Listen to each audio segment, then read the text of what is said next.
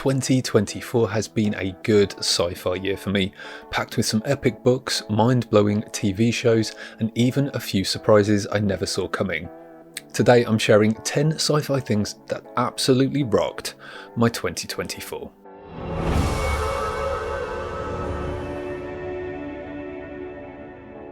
First up, a cult classic, but shiny. In November, we got the release of Blake Seven's Season 1 Remastered on Blu-ray with updated special effects. Blake Seven has always been a treasure of chaotic, low-budget brilliance, and its scrappy charm is part of what makes it so beloved, at least for me anyway. But when I heard about the remastered release of Season 1 with updated special effects, it was an immediate pre-order for me. I'm happy to report that they've managed to give some of the visuals an upgrade while keeping that retro aesthetic that we love. It still retains the Blake Seveniness, just with a little extra that fans will dig. It was great to watch Season 1 again and still holds as a cult classic in my opinion, with an ensemble of characters that brought complexity and grit to sci-fi, not to mention the most iconic villain on the small screen ever, Servalan. Honestly, she's the blueprint for my favourite kind of antagonist. There's just something endlessly fascinating about a villain who exudes such power and poise while remaining utterly unhinged. Fun fact, Servalan was a large inspiration for my book Delphine Descends, because I loved the idea of delving into the origin story of a Servalan-esque character. Next up, Peter F. Hamilton must have known I was in the mood for something epic, because he dropped Exodus, the Archimedes engine, in September. I didn't play the game this book is based on, and honestly, you don't need to. Peter F. Hamilton's The Archimedes engine is a standalone delight, and it delivers exactly what fans of his work have come to expect. Mind-blowing world building, intricate plots, and a universe so expansive it makes you feel like a tiny little flea on the back of a giant space whale hurtling through the cosmos while wearing a monocle, sipping a cup of tea, and pondering the meaning of life. The story revolves around humans struggling under the control of the Celestials, advanced beings who rule with a combination of awe-inspiring power and ruthless control. It's layered with political intrigue, rebellion, and rife with imaginative sci-fi concepts to keep you turning the pages. The attention to detail in the universe is classic Hamilton. He doesn't just build worlds, he constructs entire ecosystems, societies, histories, and universes. Next, a show that straight up scared the crap out of me. Scavengers Reign. I talked about Scavengers Reign in another video, so if you've watched that, you'll know I was not prepared for this one. I went in thinking, okay, another stranded in space yawn. I expected the usual tropes, predictable plot lines, characters making questionable decisions, and generic alien landscapes. But wow, was I wrong. This show is about survival on steroids with a hefty side of nightmare fuel. The alien creatures and ecosystems are equal parts mesmerising and horrifying. Every episode was a stunning, bizarre visual feast. The attention to detail in the alien biology and the way the ecosystems feel alive and interconnected, it's mind-blowing. You'll find yourself both in awe of the beauty and deeply unsettled by how deadly it is. The planet isn't just a backdrop, it's an active part of the story. Honestly, watch this one if you want your mind detonated. It's sci-fi storytelling at its most weird and wonderful. Next, here's some actual footage of me reacting to the return of James S.A. Corey. The powerhouse duo behind The Expanse returned this year with The Mercy of Gods, the launch of an ambitious new series, which rumours say has now been optioned for a TV show. This book brought their signature style, sprawling space opera, rich world building, and high stakes drama. The Carricks, a terrifying alien force in the story, instantly caught my attention and my imagination. Their intricate social structure and chilling superorganism ruthlessness piqued my curiosity and made me want to learn more. Corey has set up some really interesting sci-fi concepts I hope will be explored in later books. However, I didn't really connect as deeply with the protagonist, Dafydd Alcor. For me, the multiple perspectives of the book diluted some of the emotional impact. That said, the sheer scope of the story is engaging. Corey excels at creating layered conflicts, hinting at a galaxy brimming with secrets and tensions. While it doesn't quite hit the same high notes as The Expanse, at least not yet, there's plenty of potential here. So bring on the next book. Let me preface this next choice by just letting you know Yes, I play occasional games. Do I consider myself a gamer? No. Okay, so with that out the way, my next choice is the game Star Trek Resurgence, one of the new recently made additions to the Star Trek IP that's done right. For me, Star Trek Resurgence felt like the return to classic Trek I desperately wanted and needed more than I realised.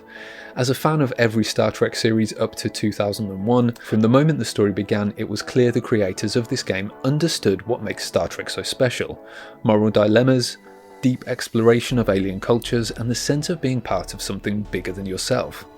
At last, something that feels like actual Star Trek again. I was like a thirsty little beaver drinking down this quenching Star Trek goodness.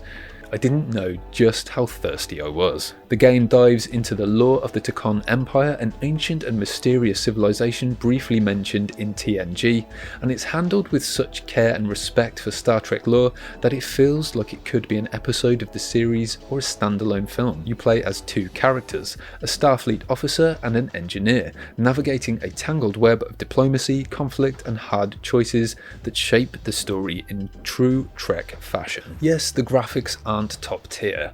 There are some clunky animations here and there, but honestly, who cares? And every moment makes you feel like you're living and breathing Star Trek as it's meant to be. If you're a fan of story-driven games or just miss the classic Trek spirit, Star Trek Resurgence is a must-play. My next choice was like stepping into the War of the Worlds Martian invasion and living it as it unfolds. That's exactly what War of the Worlds, the immersive experience in London, delivers. It's part interactive play, part virtual reality, and 100% an unforgettable experience. From the moment you step inside, you're plunged into the chaos of 1898, with Jeff Wayne's iconic music setting, the undertone, and the steampunk aesthetic that hits the perfect mood. The blend of VR and live actors creates a fully immersive setting where you're dodging Martian tripods, creeping through eerie red weeds, and trying to survive the invasion. What sets this experience apart is how you're a part of the story as it unfolds. For fans of H.G. Wells, this is an unmissable experience. So if you're in London in the future and looking for something different and sci-fi-y, I can't recommend this enough. And just an FYI, they didn't pay me to go, or they haven't paid to sponsor this video or anything. It's genuinely so much fun, I would actually go again. My next choice is probably unpopular opinion time. I know most Star Trek fans are all about Kirk and Picard. Yes, they're both iconic captains, but I love Captain Janeway. There, I said it. For me, Janeway stands out.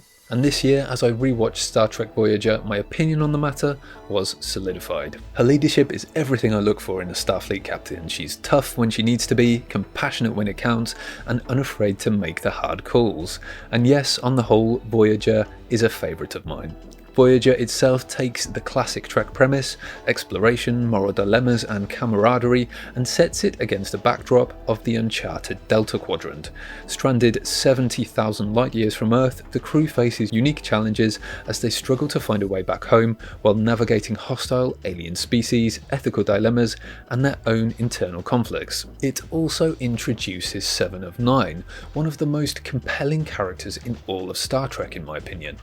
Watching her journey from Borg drone to a fully realised individual is endlessly satisfying. Her relationship with Janeway is one of the show's highlights, a complex mix of mentorship, conflict, and mutual respect that's layered and exceptionally written. At the start of the year, Denis Villeneuve proved something Hollywood desperately needed to hear. It is possible to adapt complex intellectual science fiction for the big screen without turning it into watered-down popcorn flick. With Dune Part 2, he stuck close to the source material, captured the spirit of Herbert's masterpiece, and somehow managed to avoid pandering to mainstream expectations, or, thank the spice, dumbing it down.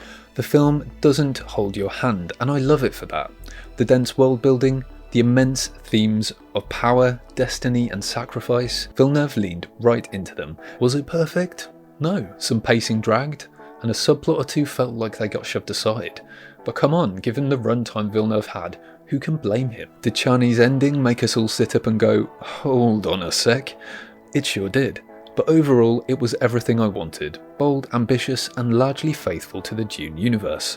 And now I can't help but wonder, how's he going to handle Dune Messiah? Because if he sticks that landing, it might just change the future landscape of sci-fi cinema. 2024 was also the year that I finally got round to reading The Prestige, and boy was it a treat for my peepers. Don't know why I just turned into a 1940s cockney. Shine your shoes, governor! If you've seen Christopher Nolan's fantastic film adaptation, you'll already know the story is brilliant, but the book?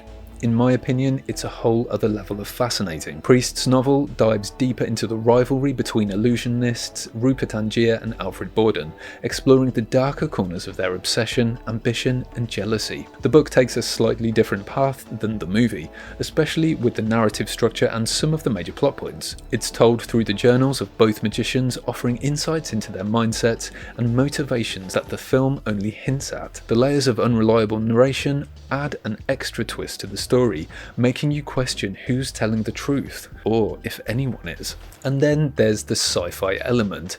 There's one major twist that adds a layer of speculative wonder to the story. It's bold, bizarre and utterly gripping. You need to take a bit of a leap of faith, but I was more than happy to do so. While the movie adapts this twist in its own way, the novel leans harder into the mystery and implications, making it an even more compelling read. I'm confident in saying that The Prestige was my favourite read of 2024.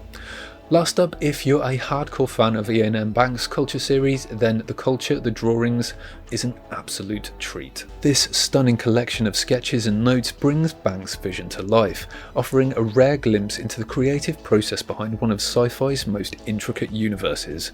Seeing the ships, habitats and technology of the culture meticulously sketched out, often with annotations in Banks' own handwriting, is nothing but a delight to see. What makes this collection so special is how it captures the sheer scope and detail of the culture. Banks created an entire universe, complete with its own history, politics and technology.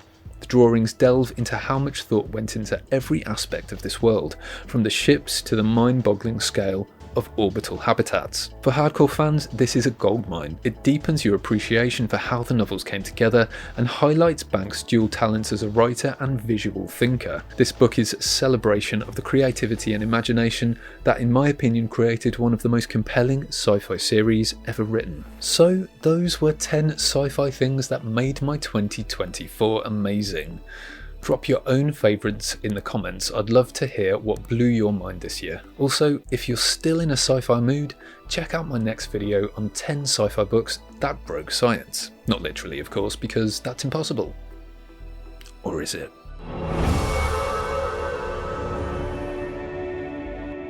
Thanks so much for watching. If you're craving an extraordinary journey through realms unexplored, consider delving into universes directly out of my brain by checking out my sci-fi novels Black Milk and Delphine Descends. You can find more details in the description. Thanks for your support.